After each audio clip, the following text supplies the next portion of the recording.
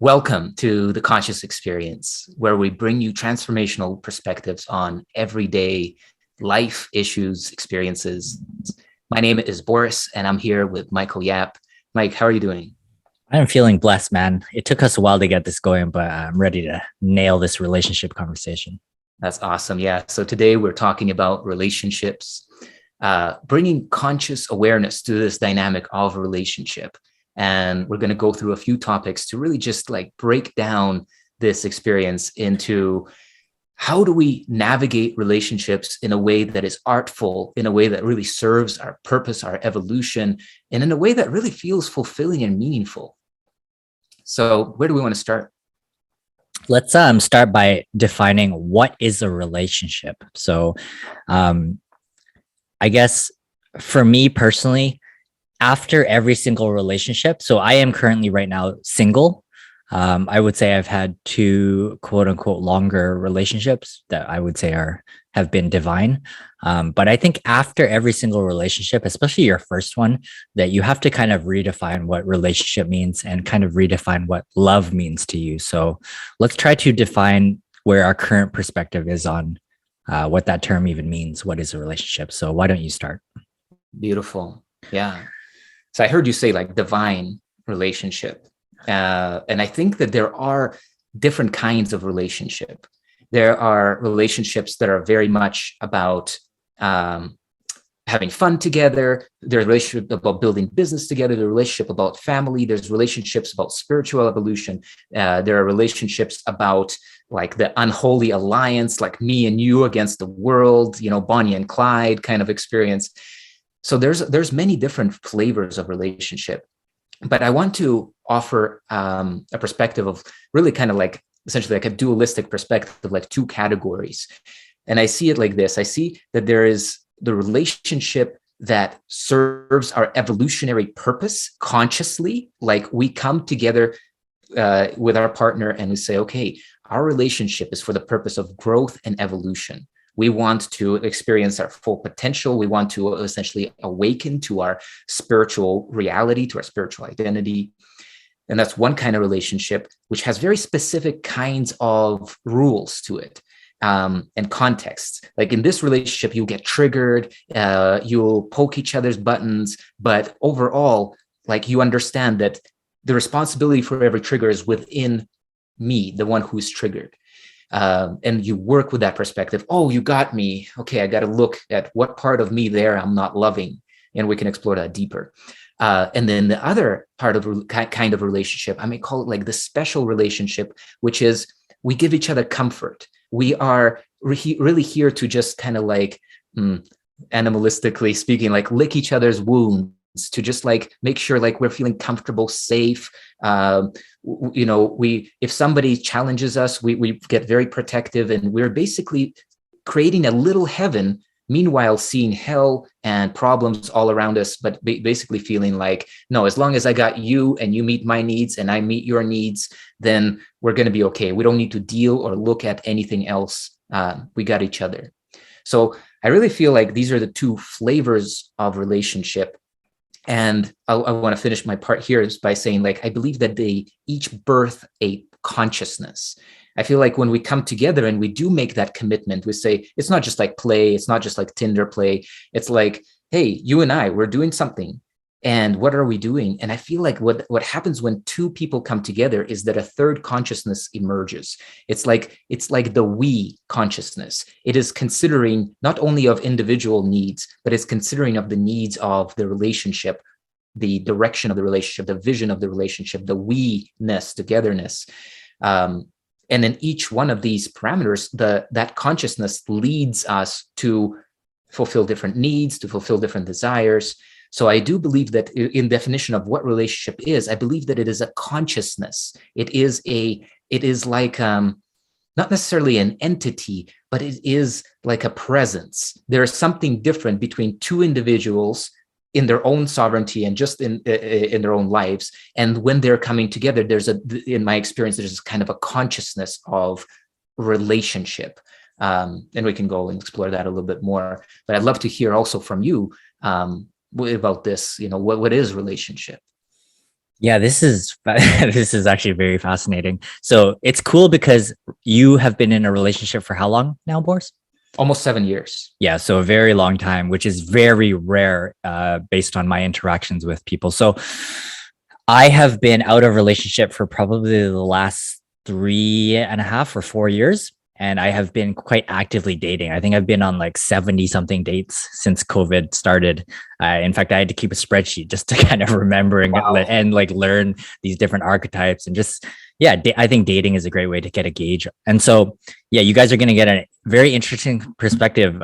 In fact, we were going to name this podcast Truth Paradox because I believe any subject that we talk about can have two truths to it. So, actually, my definition of relationship came from something that you had mentioned, which you just actually shared, which is I believe like when I go on a date, I share that a relationship to me now means a third entity that's created between two people. I know you said it's not an entity. So I actually, when you shared this perspective with me like a couple of years ago, I actually took what you shared to mean something that was a little bit less than holy, meaning that this third entity or consciousness sometimes often caused more issues than it created benefit. So I'll take the side of maybe like an unholy third entity. So again, relationships to me, I call, again, I like to be polarizing on my dates. I say is the antichrist. It's like the devil. It's this third entity that is created between just two people where we project our past hurts, all our past experiences onto our future projections of what we think we need in this quote unquote relationship. When really at the end of the day, if we remove this third entity or energy, it's just two people that are present with each other that should want to spend this very moment together in joy and in love. So I think the term relationship, at least right now, my perspective is that it fails a lot of us. It fails two people that think that they're in a relationship, but really they're just trapped in like this third entity that doesn't really exist. And they fail to recognize that they should want to be together in this very moment, this very second. So yeah, that's basically my definition of relationship. I like it. Can we explore a little bit more there? Mhm. Like, I agree with you very much. I feel like if the third entity, so to speak, is unenlightened in the sense that it is unconscious, like we come together and it's just like that third entity is formed out of expectations, unmet needs, projections, fantasies, obligations, like demands, all of those different things. Yes. And that becomes like this death essentially of our relating, so instead of relating truly and purely like what we do when we first meet, right, that honeymoon experience, that sense of like, hey, here I am, like, see me, I'm just like this, and it becomes more and more contrived, more and more like angular, more and more protected, because we start to see all of these different aspects. And the other thing that tends to unfold in a relationship is more and more becomes at stake when the longer we spend time together. It's like in the beginning, it's very playful. It's like, oh, I don't owe you anything. You don't owe me anything. We just like are enjoying. And then suddenly it's like, well, you owe me. Why? Oh, you owe me because like, well, my parents were like this. And we start to all of our maps of relationships start to essentially be pasted over what is actually happening. And that is the very like crumbling, like this is like, I feel like all of the divorces, all of the conflict, all of disagreement lives in there. But if we also illuminate this space, what we'll see is that essentially like everything that we have perceived wrong with our partner, like you owe me, you're not doing this, all of this blame, it actually is the only perhaps opportunity for us to see clearly our own like distortions, our own darkness in consciousness, our own ignorance, all of those places where we are not willing to love ourselves, but instead we take this and we say, you love it now. You are the one responsible for giving me all this love that I never got. But like, if you just see, like, you are the one who threw it on the screen, and that is essentially the grace of of relationship is it's holding up this perfect mirror. It says like, here is how you see yourself, but really you're thinking you're seeing the other person. So in this way, I think that this screen, this consciousness, this presence becomes this holding tank, this mirror, this opportunity for us to see ourselves and make a new choice. I'm not saying that this is something that many relationships do. I think that this is a very rare one that will be able to look at this hell and say, oh, I get it. It's my opportunity. It's my opportunity to heal and love all of those parts of myself. And it's not your job, but thank you for holding up the mirror. Kind of like that space. Mm-hmm. Yeah, I think you said something very interesting that sparked something in my mind, which is the newness, the freshness. You had talked about that honeymoon phase that everybody loves literally the most, right? That joyous thing that we all remember, that even when 40 years pass and if we're still together, we still remember why we fell in love. I think that's a beautiful thing. One of, I forget who it was, but something that really stuck with me, a piece of relationship advice was the biggest disservice that you can do in a relationship is if we share a meal together and at the beginning of the meal, I see you for who you are. And at the end of I see you as this person. And at the end of the meal, I see you as the same person when we started the meal. I've done you the biggest disservice possible. So rather than seeing you as a fresh, new, infinite being at the end of the meal, this is just an example, I now see you as the exact same thing. And that's just at the end of the meal, let alone a 7 or a 4-year relationship or whatever it is, right? Yes. So I think that causes a lot of issues where we don't see our partner, or like you're saying, ourselves as this evolutionary moment to moment, fresh, new being, but rather we see them from the past view of what we think they are or what we think we are. Yes. Yes. The incomplete experiences, like the Buddhists call it incomplete experiences or incomplete emotions. Like when that loop isn't quite finished, that loop remains open. And when I look at my partner, I don't see my partner. I see like that unmet need. I see that like expectation that was broken. I see, and even though that's not there, right? And this is part of what we're talking about is like we bring the past into the present, and the past in the present basically blinds us from what's actually here. And then we say, oh, it's just you. Like I heard somebody say before about their wife, and this was heartbreaking for her, but he called her, oh, just same old vanilla milkshake. That's what this is what we experience, is because all we have is we just paste all over our partner's face, like all of these things. And that's what's shining back at us. And we're like, I don't like how you look anymore.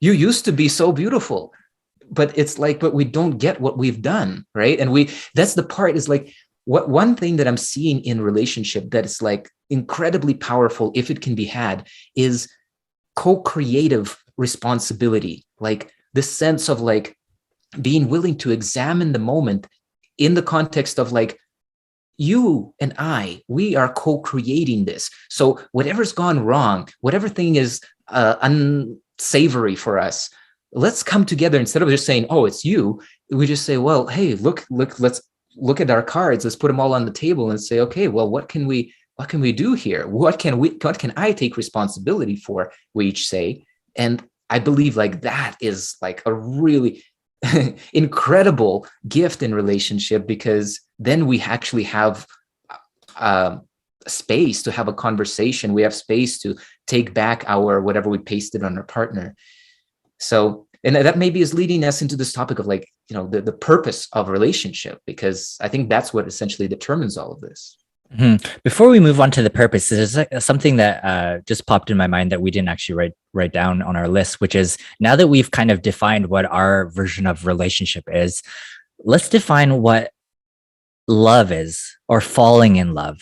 Now, obviously, the greater understanding of what love is much more universal than just some other person. But most people define love as something where it's the romantic love, let's say. So let's define what falling in love romantically is. So my current definition of that, when I look back at my past, again, with hindsight in 2020, is that my last 2 quote unquote divine relationships, when I fell in love, again, falling in love, I can see that it was really this word that I'm using nowadays to define what love is for most people, which is infatuation.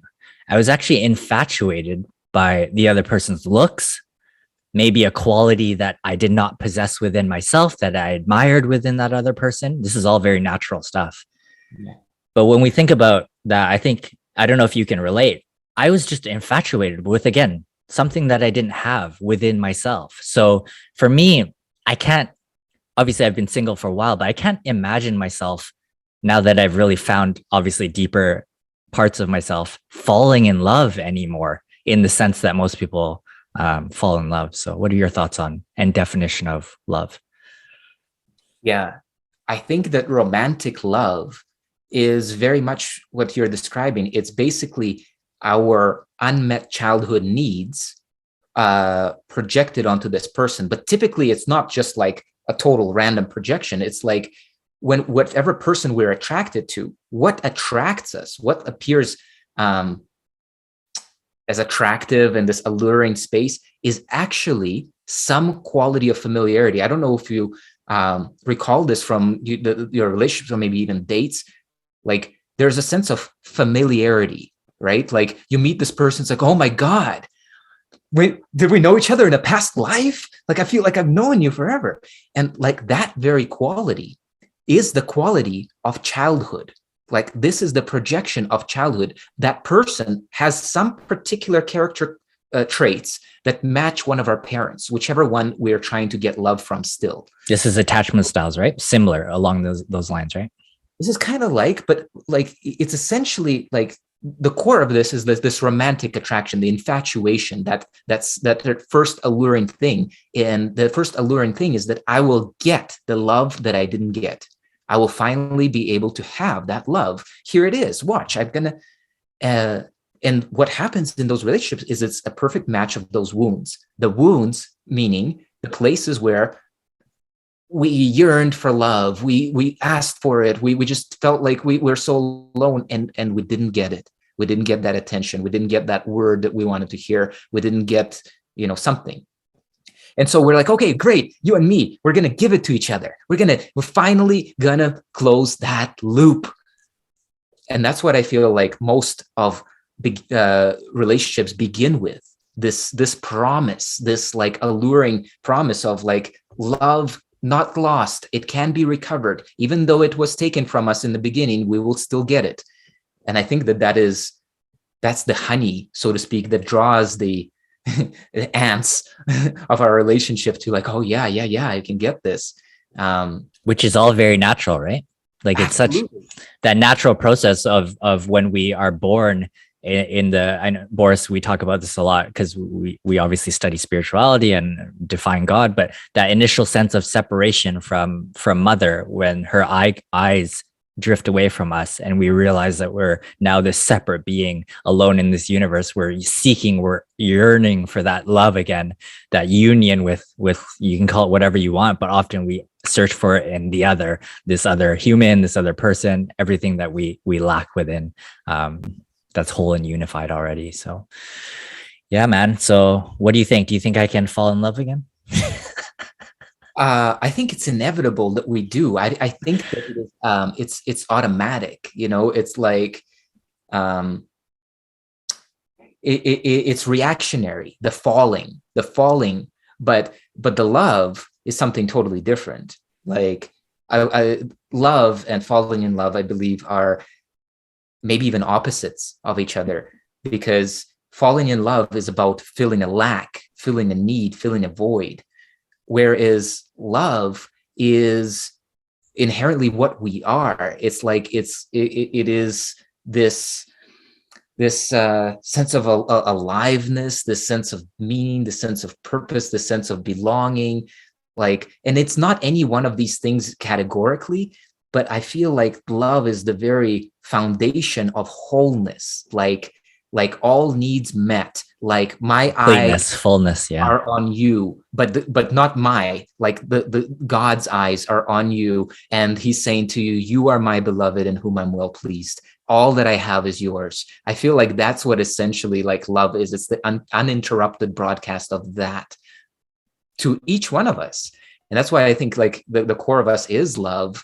And so when we're trying to like complete it in this dream through like, meeting unmet needs and things like this, we're trying to approximate this unconditional gaze of love and beholding of us, just a very baby-like space. But at the core of it, I don't think we ever complete it out here. I think we struggle, we try, and eventually we get so frustrated that, and we sometimes come to and say, okay, wow, but it was all me.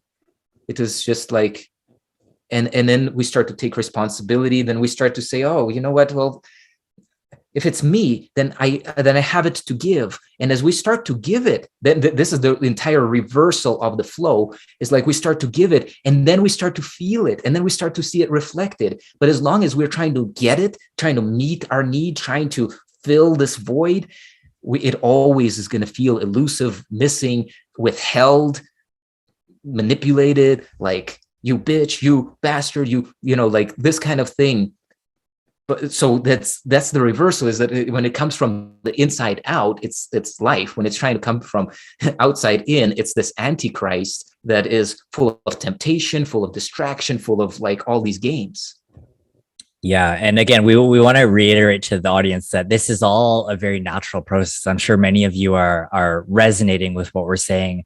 And there's nothing wrong with this process, this quote unquote falling from grace. In fact, in the Tantric philosophies, they mention that this is inherent it's an inherent quality or property within God or the universe to naturally forget itself. It's like this pulse between forgetting and remembering. So it's a very rare individual, let alone union of two people that stays within this. I don't know, maybe great mystics have done it before, but again, great mystics sit alone for the most part. They typically don't meet their mirror that becomes really close, which is, it's fascinating because we naturally forget each other and then we call each other bitch or whatever. What is the purpose of this? Well, the Tantrics say that the purpose of this is so that we can fall back in love and remember unity or ourselves again. So there's nothing wrong with falling out of love. In fact, most people, in fact, every relationship, falls out of love. Yes. And it's like a dance. And I also want to just highlight, like, it's also natural. We can see it as play in the world. Like if we make an analogy of like relationship being like a sports game or like a video game or whatever it is, it's essentially that, like, to enter into, or even a movie, like any great art, any great work of like fiction, like to enter into it, you're forgetting yourself. If you go to a movie theater and you're like, this is not real, this is all a play, this is just an actor, this, that's like me with horror movies. It's like, oh, boring. It's all fake. Well, you see, so it's like pointless to play. And if you get on the basketball court and you're like, oh, you know what? Why should I even dribble? Why don't I just walk over? Why don't I, and you start ignoring and breaking all the rules and you say, oh, that's not real. It's not real. It doesn't matter. You ruin the game. But the whole purpose is that we intentionally forget ourselves. We forget the real world to play, to enjoy ourselves in a different context, in a different flavor, in a different, even though we're great friends, we may be on opposite like basketball teams and we like that. Oh yeah, competition. You see how many we can score, So I just also want to just like really second that space. It's like, it's natural. Our fall from grace, we can call it as a fall from grace, but we can also explore it. What if it's a conscious entering into this game, into this matrix, into this dance of separation? It's like, wow, we are forever united. There's nothing that can break us apart. So why don't we devise an experience that is so convincing that we are never together, but we know in the end we'll always come back. Mm-hmm. Isn't that crazy that when we fall in love in the traditional sense, we're infatuated and enamored by the person's unknown qualities, yet over time we get angry and we get upset about the person's unknown qualities. So then we want security, we want the sure thing, we want certainty. Yeah, I think it's the Alan Watts. If you just Google or YouTube Alan Watts it was a dream or something like that. It gives the analogy. I think it's one of like if I gave Boris unlimited power, I gave him all of God's power, what would he do?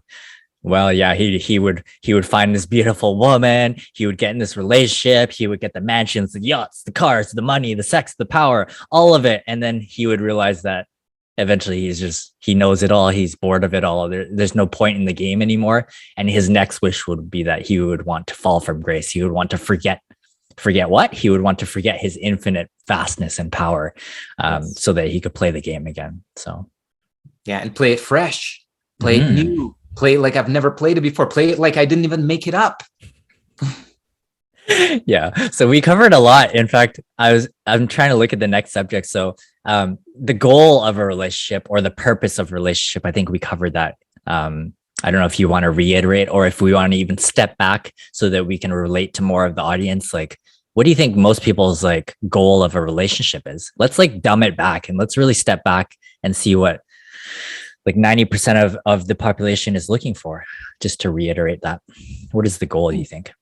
I think 90% of the population is looking for comfort in a very uncomfortable world, like a sense of like reprieve, somewhere I can like relax, somewhere like where I'll be held, somewhere where I won't be challenged. It's challenging enough out there. I hear like some people say, challenging enough out there. For you just keep each other safe, keep each other, be kind, be. So it's like, I think that and I also feel this desire too, many times, like this, like, just wanting a sanctuary, the relationship to be like the safe haven where I come to rest and I come to like, be at ease in myself. So I think like this comfort-based relationship, comfort zone, like let's make it super comfy for ourselves and for each other, and enjoy our life, to minimize challenges, minimize change, minimize strife, just enjoy what we got. Like I really feel that, especially in the previous generations that I've interacted with, very strongly this point is upheld. Mm-hmm. When I went on like 70 something dates, obviously I had a series of questions and I got to learn like different archetypes. I would say most people nowadays, their relationships don't last more than 2 years before they're on to the next swipe right TikTok style. Like, I want something fresh, something new. And I would say I was surprised that a lot of people, even in their late 20s, have not had a relationship for longer than 3 months. That was really shocking to me. I never thought in my wildest dreams you would reach late 20s and not have a relationship for even a month, let alone 3 months. So what do you think keeps us separate from seeking that? Because like you said, it feels like between me and you that we all naturally want that comfort, that safety, especially if we don't feel it on a day-to-day basis within ourselves.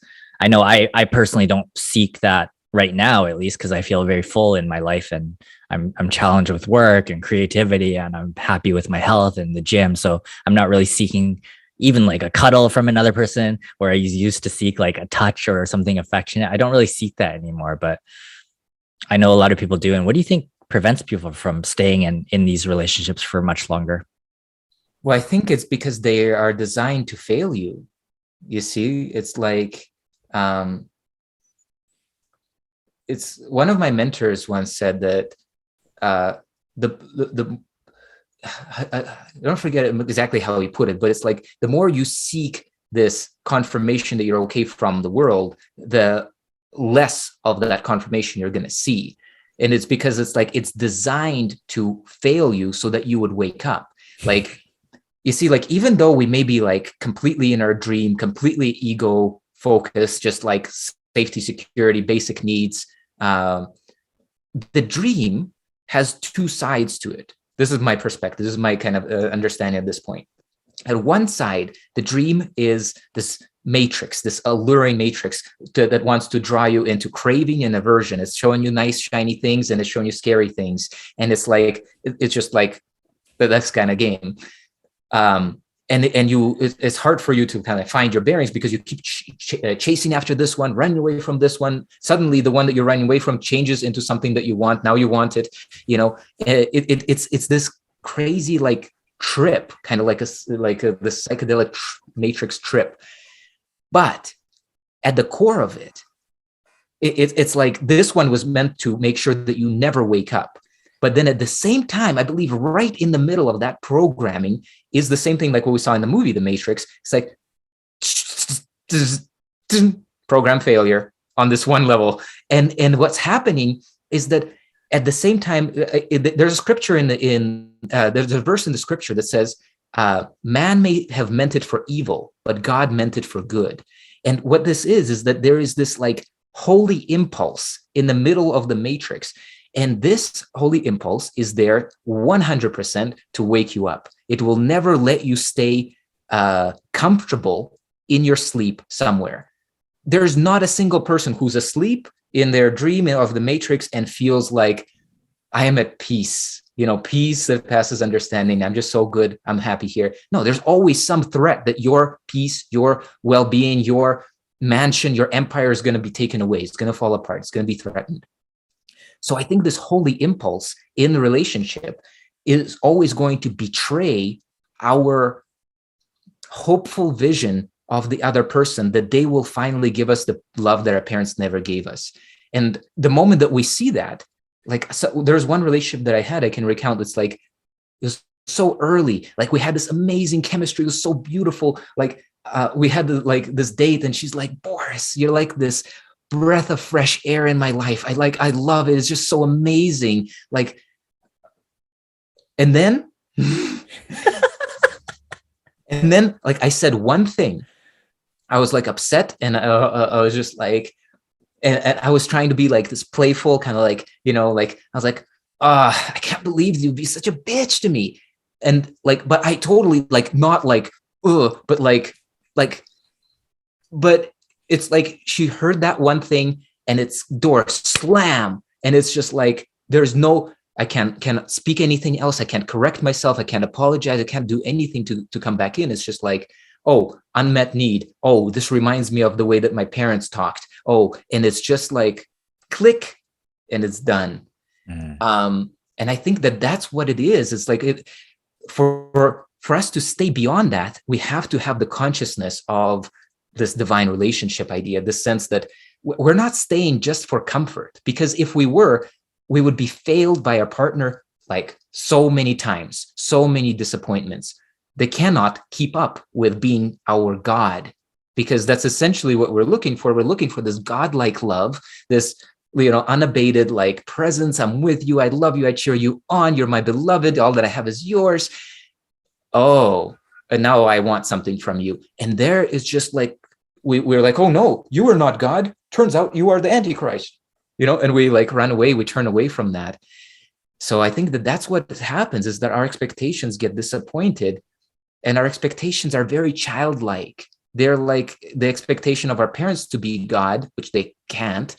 And then now we give it to our partners, like, you, please be God, and behold me. And they can't.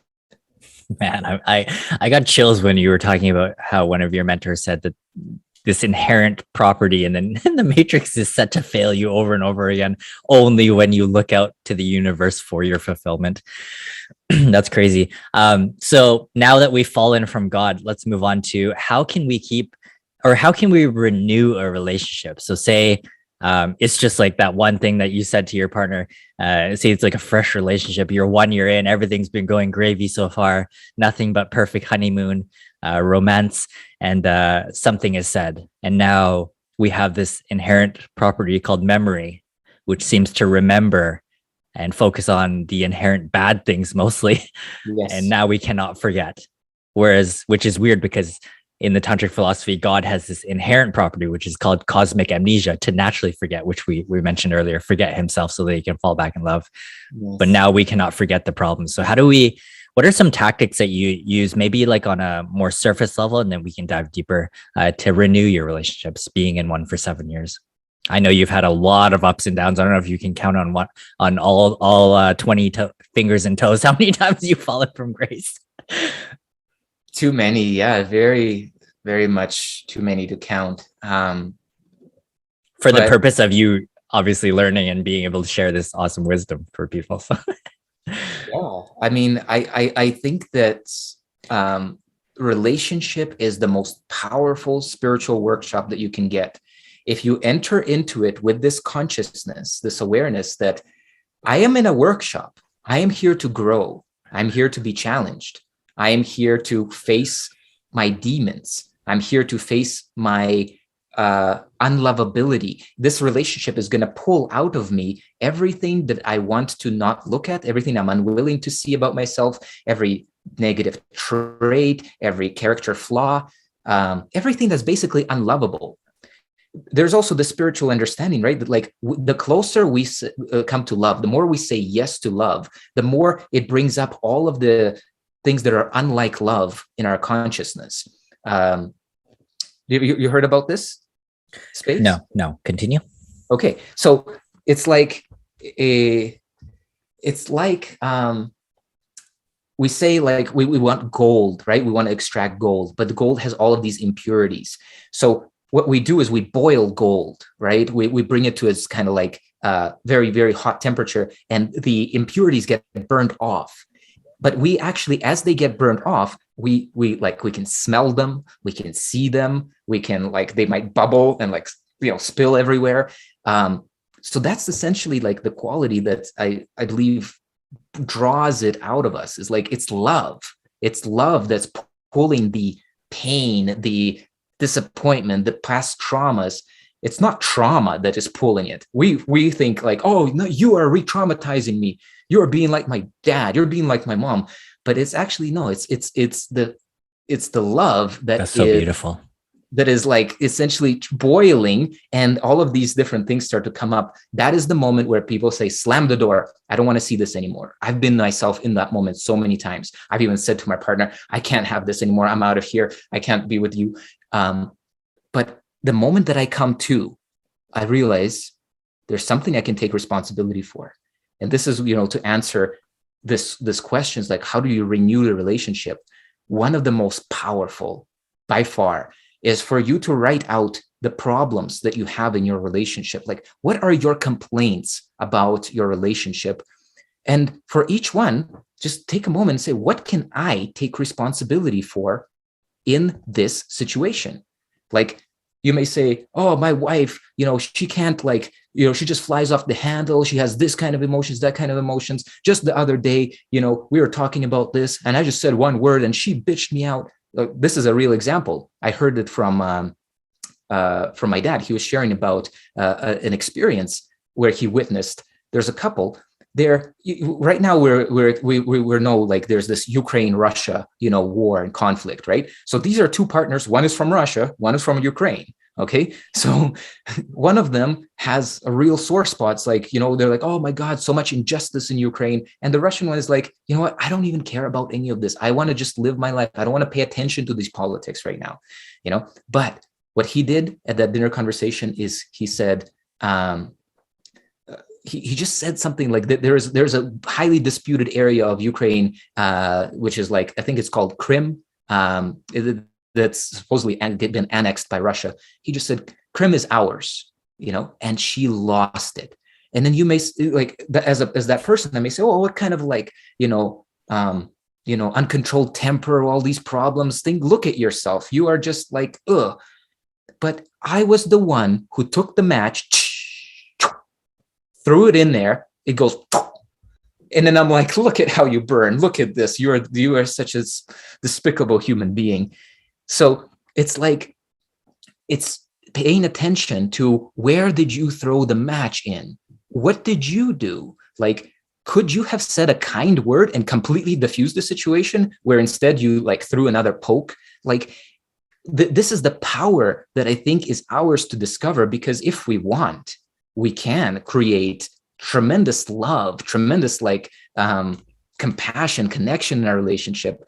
But most of the time, we are blind to the match that we throw into the fire. And we just look at the fire and say, look how you burn. You're burning me. You're making me uncomfortable. You're embarrassing me. You're blah, blah, blah.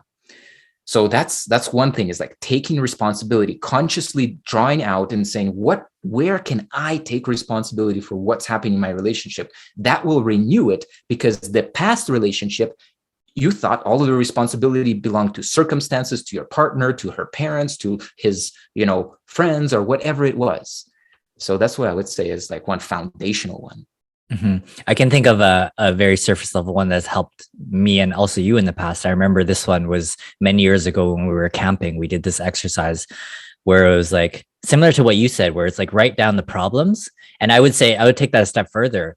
Try to write down or challenge yourself. Try to write down 100 problems. The reason I like 100 is because I think most people live on the very surface level of life. And when you set a crazy number like that, it forces you to really take the time, step back and contemplate. I know when I've shared this exercise with other people in the past, they'd be like, 100? It's going to take too much time. I don't know about 100. And so you can write down 100 problems that you have in your relationship. And you can also write down 100 things that you love about the other person. It's going to force you to go really deep. And I think through this exercise, what you're going to realize is that because you've gone so deep, you have to really move into yourself, and you'll realize that all these problems, maybe not the problems, maybe you'll still blame the other person, but a lot of things that you love about the other person, these 100 things, are actually qualities that you love about yourself. So I think that's an amazing exercise to help renew it. And yeah, take the time, go on a camping trip, get away, step away from it before you make like rash decisions about ending it and moving on to the next universal thing that's going to kick your ass. Anyways. Yes. Yeah. I think it's really important to just see that like what you are encountering in the relationship is you. Like this has been like, without this, it would make all the sense in the world to leave the other person if they don't fulfill your needs. Like if this is not true, then it's completely stupid to stay anywhere where you are not praised, loved, worshipped, all of this. But if you understand that the relationship is literally a mirror, this is true of the world, but the relationship is right here. The world sometimes seems like, oh, it's over there, and the projections that we have onto the world, that could be another whole, episode that we do in the future, is just like the world is holding up a mirror of what you are thinking in your consciousness, what you are accepting, what are you conscious of, but you think you're conscious because of the outside. But in reality, it's the opposite. It's like the outside is showing you this. Think about how many different scenes from the world you could see, right? Like there's literally like endless billions of infinite different perspectives. You could be looking at a forest like this. You could be, watching the news. You could be listening to relaxing spa music. You could be like, you could have great news or bad news. How come your particular view is attracting this particular conglomeration, this amalgamation of information? There is a reason for this. It's not by chance, because out of the billions, it's you seeing this. Well, this is what it is that's what, like when we people say like, oh, the world is a mirror, it's like, oh, no, how could that be? That's not, no, it's like, why is your unique news feed in consciousness, which is perception feed, why does it contain all of these particular elements? And the reason is that they resonate to you. They are actually coming from you. They reflect you. You feel a sort of a familiar connection with them. And same thing in relationship. So if we really are able to welcome the relationship as a mirror, and then I see, oh, this is so ugly. And then I realize, oh, that's my mirror. Hold on. Like, so let me just like, typically this is the other thing that we hear, right? In spiritual circles, it's like, you're trying to shave the mustache off of the mirror, or you're trying to like, pick something off of the mirror, which is your partner. You say, oh, look at you. You just need fixing over here. But if you realize it's a mirror, you say, wait a minute, I have to fix it here. And when you fix it here, suddenly the face over there starts smiling at you. But typically we're sitting there and you say, you smile at me. I want to see that I'm happy. But, when we do this, only then it can follow. So I think that's like a real pivotal key in how we treat our relationship. Because if I leave this relationship, I still take everything that I haven't resolved. Yes, I will grant myself a honeymoon experience again. There will always be this like honey moment that attracts us, that infatuates us, and that gives us this new hope that, oh, maybe this one, but I will bring myself with it. And this is the other thing I just want to quickly mention here is like, sometimes we think it's these particular things. It's like, oh, she always leaves like this bathroom door open. I hate that. Or she makes this, tone with her voice. That is the thing. If I could just get her to stop this and that, I would be happy. Because why is she doing all this annoying thing? And you think that this is going to help you. But here's what I found is that you go to another relationship, and what happens in that relationship? No, she doesn't close the door. Or maybe she doesn't leave it open, and she doesn't make that tone with her voice. But there will be like 2, 3, 5 new things that draw the same feeling out of you, the same quality of discomfort, this unresolved, this like annoyance. So it doesn't matter. It doesn't matter like these particular things. It's that the triggers are inside of you. And even if you leave this one, you're going to end up bringing them along. They're going to take on new form, and you're going to be like, oh, this one is also a disappointment. On to the next one. Wow. That is crazy. That's crazy, because in the middle of that, I was going to ask you, what happens if your partner throws a pile of certain shit at you? Maybe it's this specific shit that you don't like, and it throws it at you. And then you're like, okay, I can take it. I move through it. I see the mirror. It's my trigger. And then you have maybe this egoic sense that it's not me anymore. I've worked past that. Yet this shit keeps on getting thrown in your face over and over and over again. Yeah. And I know you answered this, but let's see if this can spark any more. Because I think this is a problem for most people. It's like, no, I've evolved. My partner just hasn't evolved. Yeah. I am evolved. Now I'm going to move on because I want to find somebody that's just as evolved as me. So is this just the ego speaking? What are your thoughts on that? Not necessarily. But here, I would give you the test of truth. Yes. Are you at peace? Are you leaving the relationship and you feel at peace? Like you're not angry at the person. You're not blaming them for anything. You're not like, you don't see me the right way.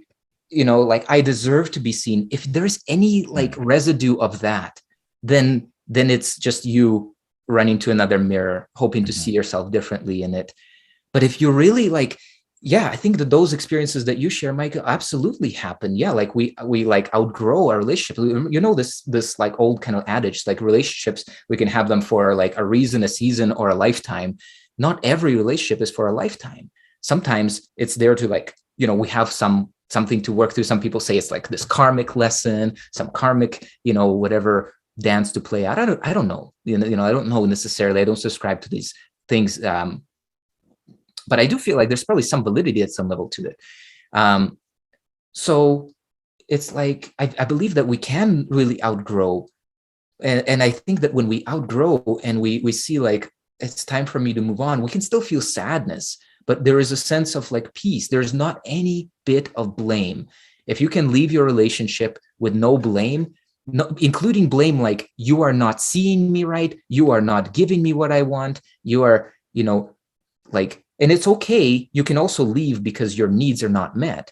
But all I'm saying is that very likely those needs will also not be met in another relationship because you haven't yet found out that whatever's missing is what you're not giving. Whatever need you feel is so important that your partner meets, you're not willing to meet it yourself, for yourself. And until you are, but you will continue to look for it, and you may be continuing to be disappointed. But the moment that you are, many times, even your partner, your present partner transforms, or in your next relationship, like that person just wants to give you, but you have to first find it in you, like the peace, right? If we have unmet need, there's no peace. But if we can come to this, then we're available and we're ready to move on. That's my sense about it. That's beautiful. Yeah. So if you're in the audience and you're listening to this and you're thinking about leaving, just make sure that it's such a subtle thing to see if you're at peace. And again, like Boris said, there can be sense of sadness because obviously when you spend a lot of time with somebody, it's like two atoms that naturally kind of merge with each other. But yeah, it's such a subtle subjective thing. Like you're saying, it's like the mirror is the world. It's not this specific person. So the mirror will always be there to teach you and guide you along the way. And you want to do that with as much peace as possible. I think that's the goal. So why don't we end with this, which is along the same lines as well. You had mentioned that you want to talk about sovereignty in relationships. So this is something that I personally can see myself struggling with.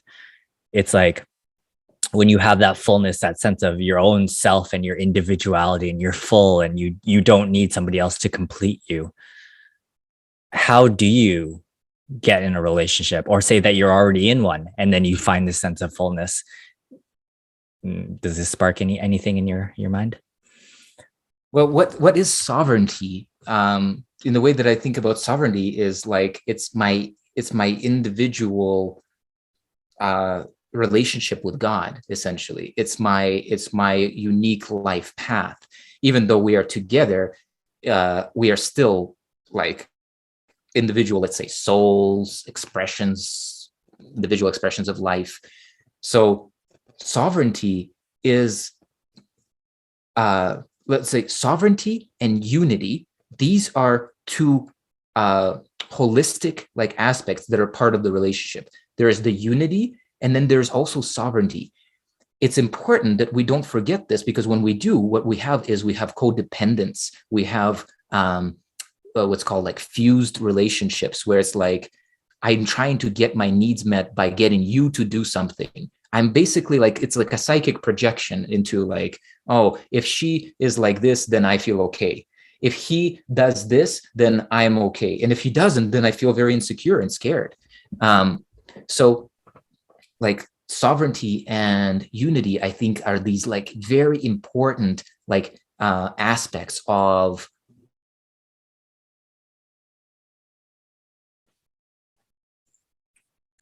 Okay, so sorry, we're back. Go ahead. So sovereignty and unity. Yeah, sovereignty and unity. It's like without the sovereignty pieces, where we each take responsibility for our like evolution, for our what we're bringing into the relationship. And there's also something called sovereignty work. Like there could be problems in a relationship, and that's kind of what you told me. Like in the beginning, it's like, hey, I'm outgrowing my partner, or my partner's like outgrowing me.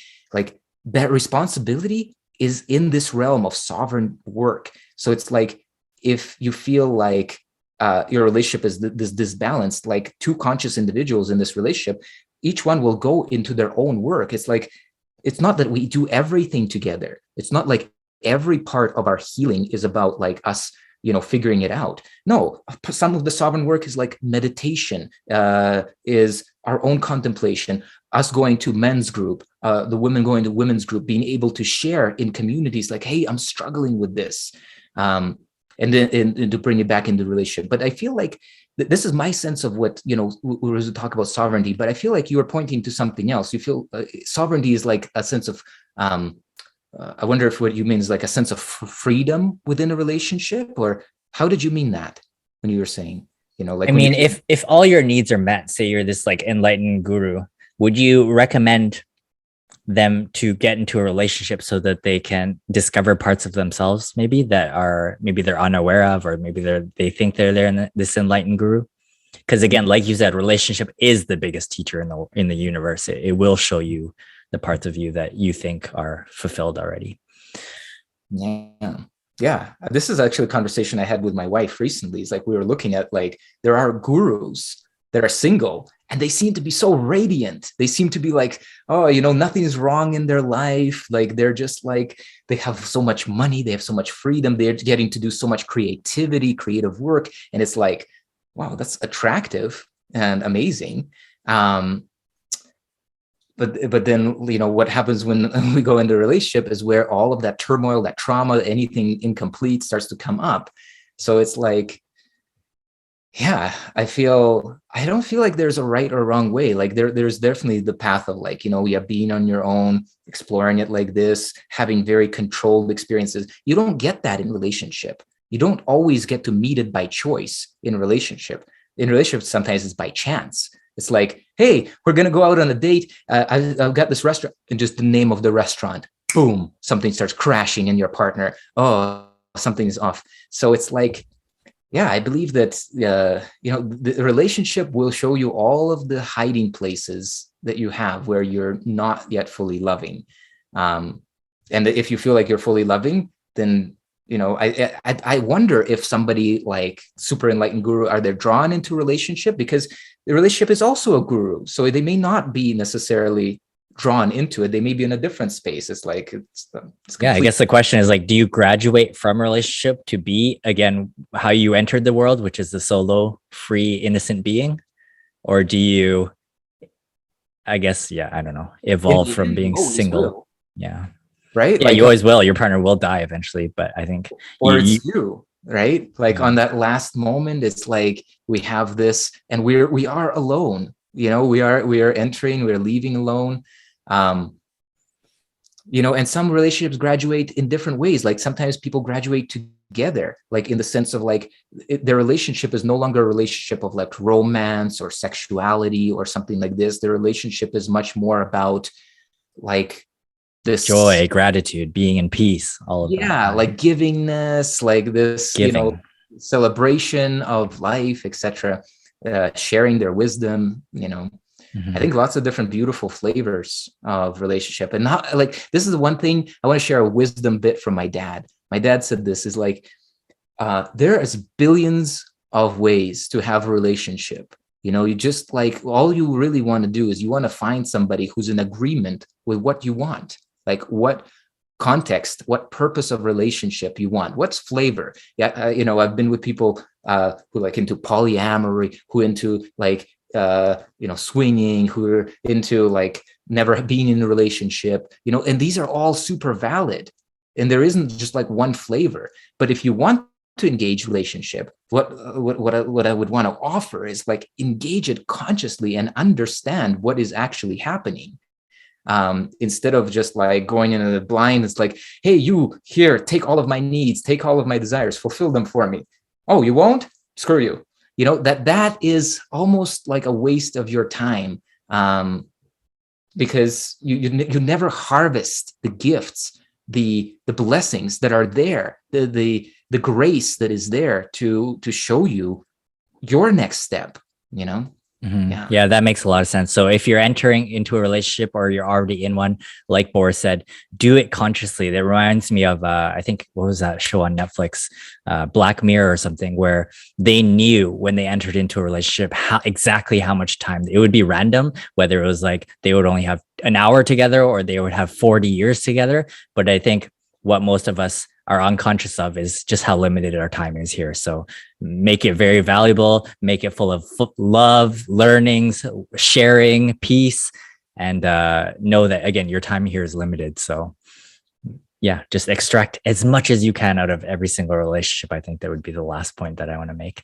Is there anything else that you want to talk about? I know we could talk about relationship for days, and we will have other podcasts talking about relationships. I would also love to have your partner on here, so that you guys can share as well. I think it'd be really nice to have a female perspective. Absolutely. Yeah. I think like in parting, I was just say like what we talked about here in this last moment, it's like you can actually do this as an exercise. You can like think about what were your past relationships, just write those down and like extract, harvest the blessings and the gifts that were there. Think back to them and say like, what was the blessing of this relationship? What was the gifts that I received? And you will see that even those ones that you slammed the door on, there was something there. There was like an offering to you. The more we do that, the more we grow our consciousness of like relationship is a gift. Like relationship is like grace. It's an opportunity. It's like, and so we can approach it with that, and like what we are looking for, we start to see in our world. That's how perception works. So so we begin to experience more and more of the good. The more we like look back and we harvest it, the more we kind of like appreciate it, the more we acknowledge what's actually happening. So relationships can be a very, very powerful and inspiring journey the more consciousness we bring to it, right? I just want to maybe end with that part. Awesome. Beautiful. I hope you guys really enjoyed this episode. We'll try to clip it into smaller clips so that you guys can consume this in maybe an easily digestible way as well. So with that being said, thank you guys so much, with love, with grace, and with everything. Yeah. God bless, guys. Take care.